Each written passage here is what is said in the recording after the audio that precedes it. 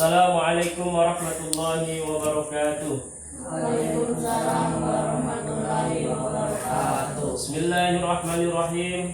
Alhamdulillahirabbil alamin wa bihi nasta'inu ala umuri dunya waddin wassalatu wassalamu ala asrofil anbiya'i wal mursalin wa ala alihi wa ashabihi wa man tabi'ahum bi ihsanin ila yaumiddin, amma ba'du. Syukur alhamdulillah, pada kesempatan yang berbahagia ini Allah masih memberikan kenikmatannya, nikmat iman, Islam, kesehatan dan kesempatan, dan mudah-mudahan kita dikumpulkan ini menjadikan sebuah nilai ibadah untuk kita, terutama yaitu untuk anak-anak ini. Kita lanjutkan kajiannya kitab Safinatun Najah. Insyaallah kita lanjutkan dengan bab yang akan berikut. Faslun ay hadza faslun. Al-ma'u qalilun wa katsirun. Al-qalilu ma dunal qulataini wal katsiru qulatani fa aktsaru al-qalilu yatanajjasu bi wuqu'i najasati fihi wa illam yataghayyar. Fasal ini menerangkan tentang membahas yaitu masalah air. Ya, tahu kan air? Air itu ada kalanya ada air yang sedikit dan ada kalanya air yang banyak. Air sedikit itu yang bagaimana? Air sedikit yaitu air yang kurang 2 polah. Dan adapun air yang banyak yaitu air yang lebih dari 2 polah.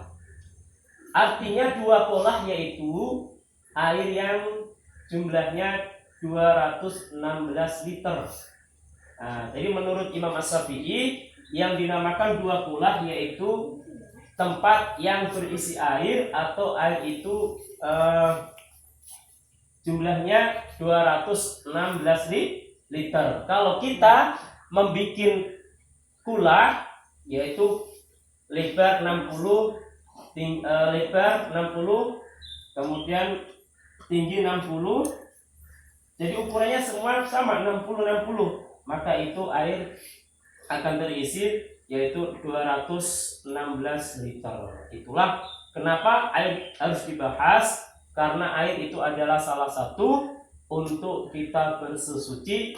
Jadi kalau kita perhatikan, jangan asal menggunakan air, karena air itu salah satu untuk bersesuci. Bagaimana sah dan tidak sholat kita, sah dan tidaknya wudu kita. Begitu pula untuk mencuci pakaian dan mencuci piring dan seterusnya. Makanya di sini dibahas. Al-qalilu yatanajjasu bi wuqu'i najasati. Air sedikit yaitu air yang bisa najis sebab kejatuhan najis walaupun airnya tidak berubah. Saya ulang, air sedikit itu bisa najis sebab kejatuhan najis walaupun airnya tidak berubah. Contohnya, kita mencuci piring. Biasanya yang perempuan mencuci piring pakai ember atau pokok. Kita isi air itu suci. Tiba-tiba tidak sengaja adik kita datang, kencing. Tidak tahu kencing kena tangan kita, kena tangan kita. Tidak mau menyiram dulu pakai gayung, tapi tangan kita celupkan. Tangan kita terkena najis kencingnya adik. Kemudian kita celupkan di ember. Sedangkan ember itu dibuat cuci piring, cuci gelas, sendok. Kalau tangan kita terkena najisnya adik tadi kencing, maka air itu akan menjadi najis. Walaupun airnya tidak berubah warnanya, tidak berubah rasanya, baunya. Karena apa? Air itu sedikit karena terkena najis. Itulah yang pertama. Kemudian wal ma'u al-katsiru la yatanajjasu. Dan adapun air yang banyak, air yang tidak menjadi najis kecuali air itu berubah rasanya, warnanya dan baunya. Ada air banyak terkena najis, dia tidak menjadi najis kecuali air itu berubah warnanya, rasanya dan baunya.